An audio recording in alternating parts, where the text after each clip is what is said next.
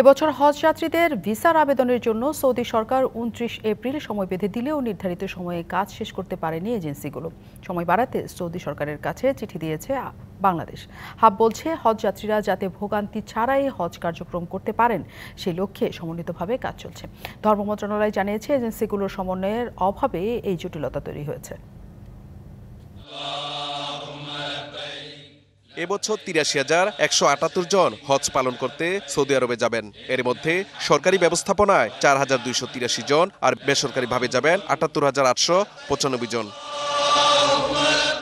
সরকারি ব্যবস্থাপনা হজযাত্রার যাবতীয় প্রক্রিয়া শেষ হলেও জটিলতা দেখা দিয়েছে বেসরকারি ব্যবস্থাপনায় হজযাত্রীদের নিয়ে। তবে হজ এজেন্সিগুলোর সংগঠন হাব বলছে, বাড়ি ভাড়া ও ভিসার জটিলতা নিয়ে হজযাত্রীদের উদ্বিগ্ন হওয়ার কিছু নেই। যথাসময়ে সব কাজ সম্পূর্ণ করা হবে। যারা বাড়ি ভাড়া করবে, এজেন্সির মালিক বা প্রতিনিধি, তাদের বাড়ি ভাড়ার ভিসা সময় মতো পাওয়া যায় নাই।